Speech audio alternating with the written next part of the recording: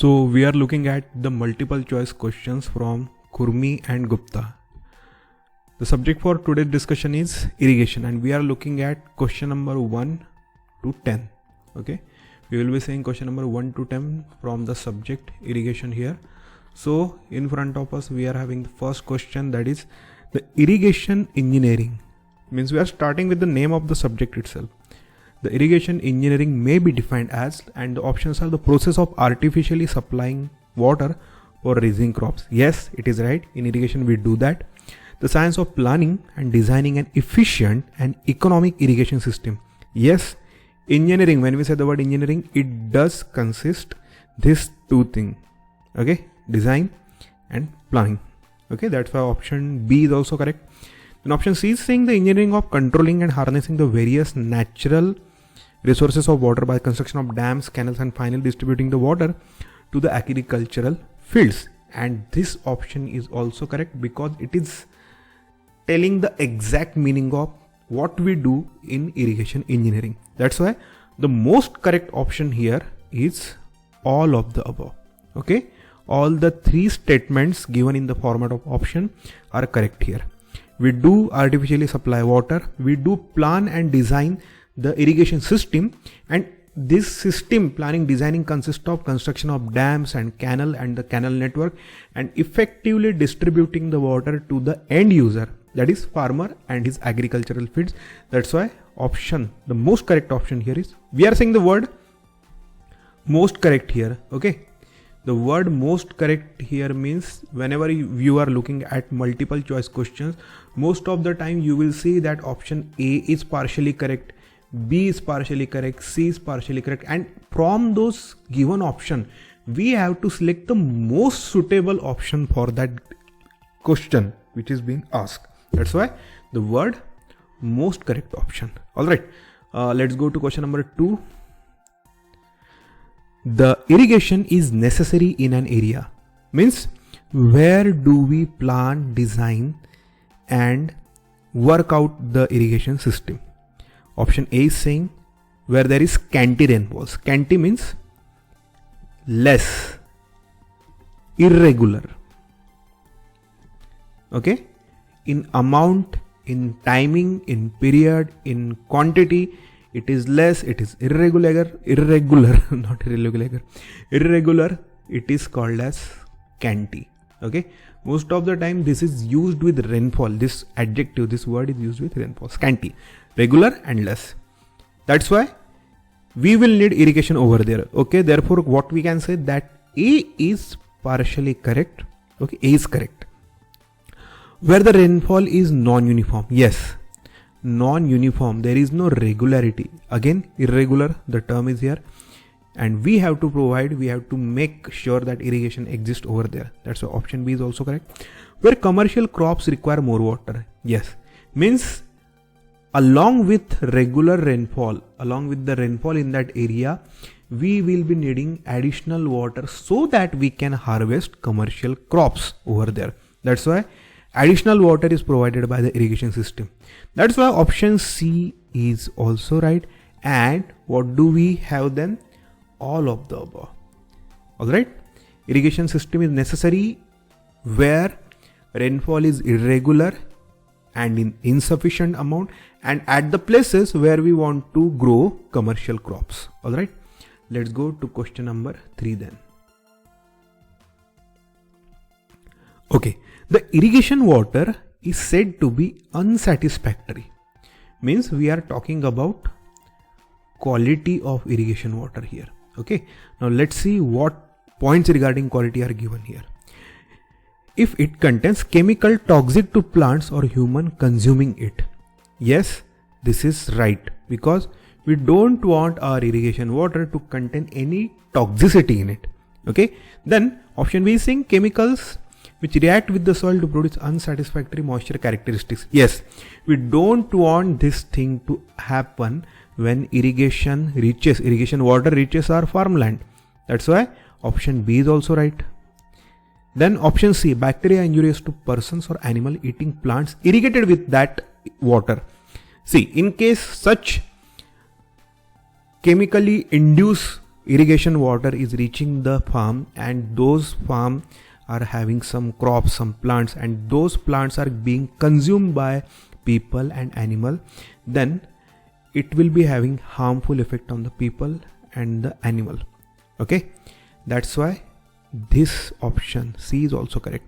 And with this said, the most correct option here is all of the above. Okay, we don't want any toxicity associated with the irrigation water because it has these direct and indirect effects. Okay, then sandy soils with good drainage become impermeable after prolonged use if it is irrigated with a water containing fill in the blank sodium.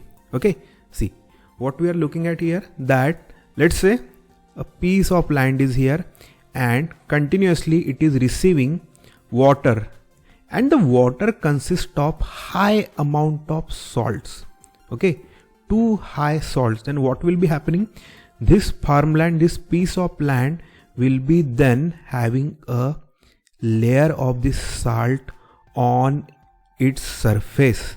Okay, and when we say a layer of salt is being accumulated, it is being spreading on the surface of the soil, then it will be blocking the capillaries of the soil, it will be blocking the pores that are present inside the soil, and it is going to literally make the soil surface opaque from point of view of entry of water, from point of view of open ventilation of this soil surface. Okay, air will not be able to pass, there will be some bacteria inside the salt layer. Okay, water will not be able to enter because of this impermeability, and that's why the salt layer over a piece of plant, because of over irrigation with some sodium or some salt containing water, will make it impermeable.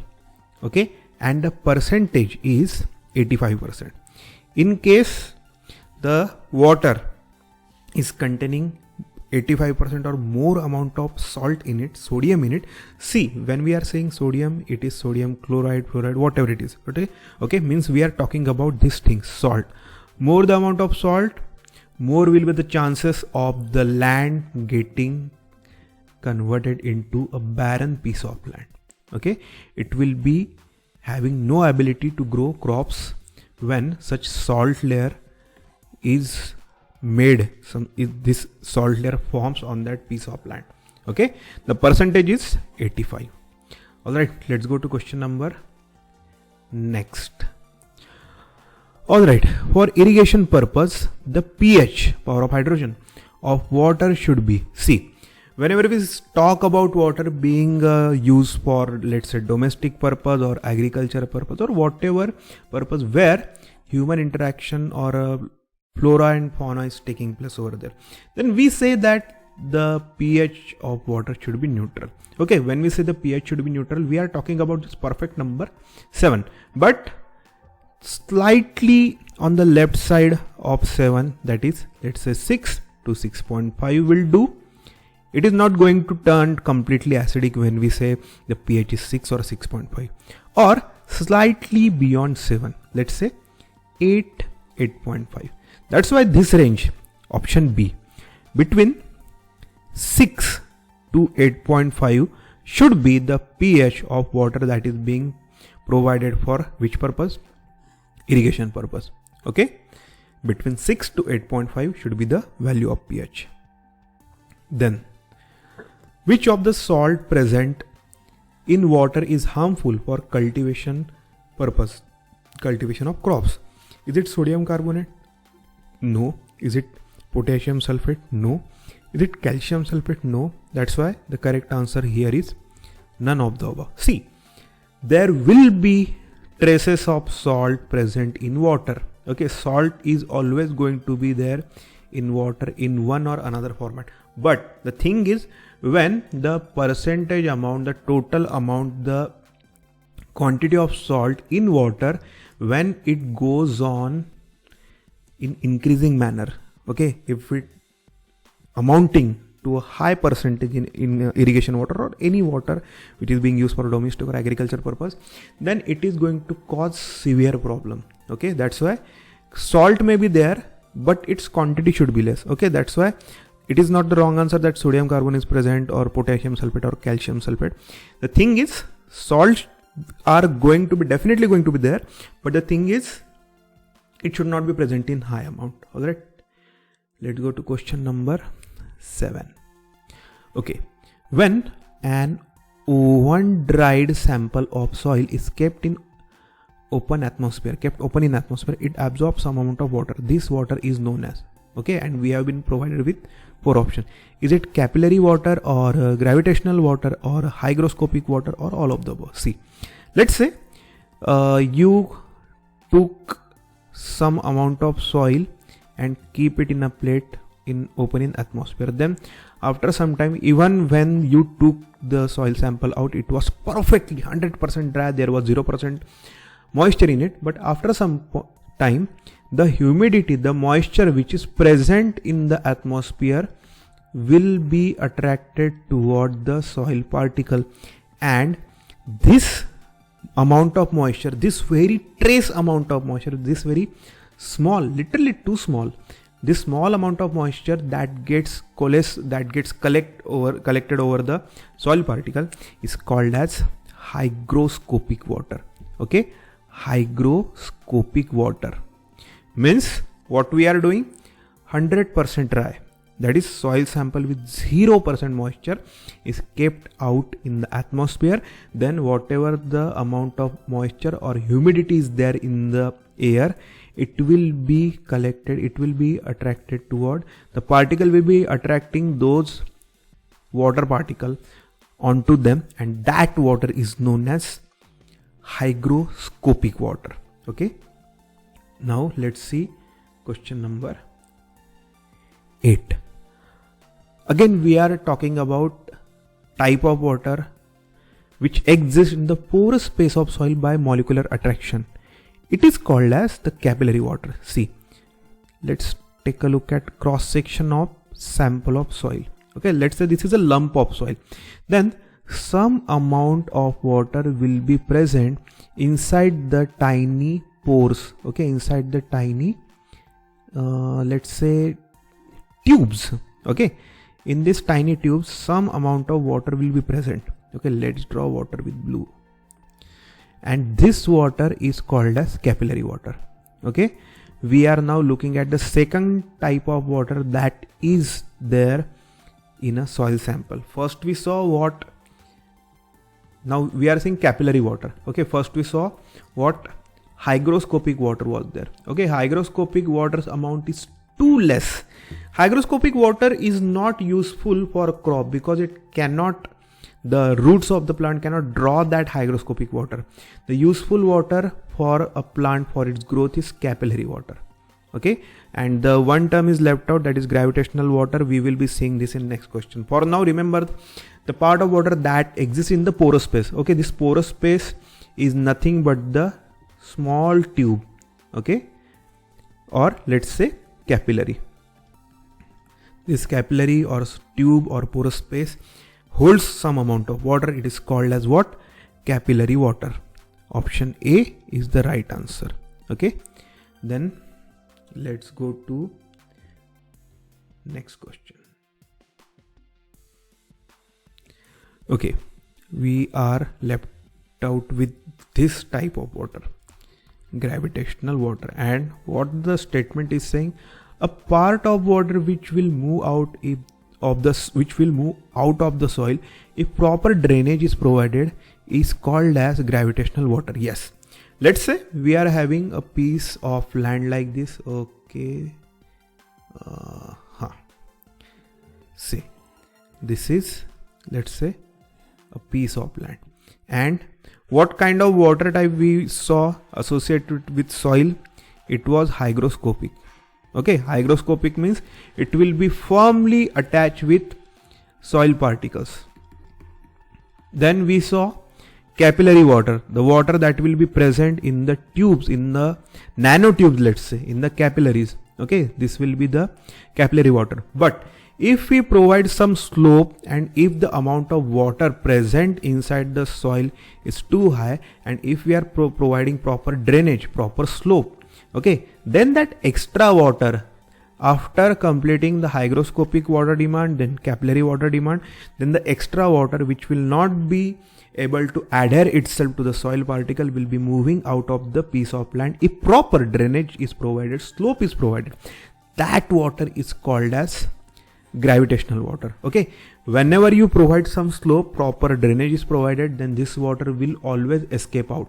In case drainage is not provided, let's say the piece of land is there in a basin. Okay, this is, let's say, a piece of land, and if you keep on adding water into that, then this water will not be able to escape from that piece of land.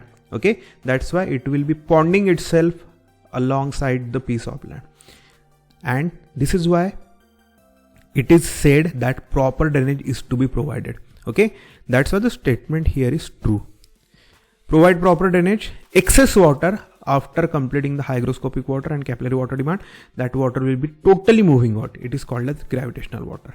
Now another term is here, superfluous. What superfluous water is? Superfluous water is equal to gravitational water. Okay, remember this term. Superfluous means gravitational water.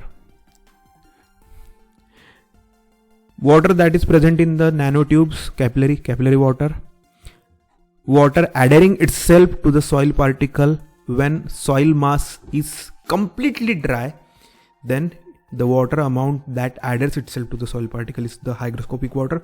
Then excess amount of water which is present inside the soil that can flow away. Okay, superfluous, that can flow away, that water is called as gravitational water. Okay, so these were the first 10 questions from R.S. Khurmi and Gupta book. Okay, we will be seeing next 10 questions, or let's say we will be covering 20 questions in the next lecture. Till then, take care. Bye bye.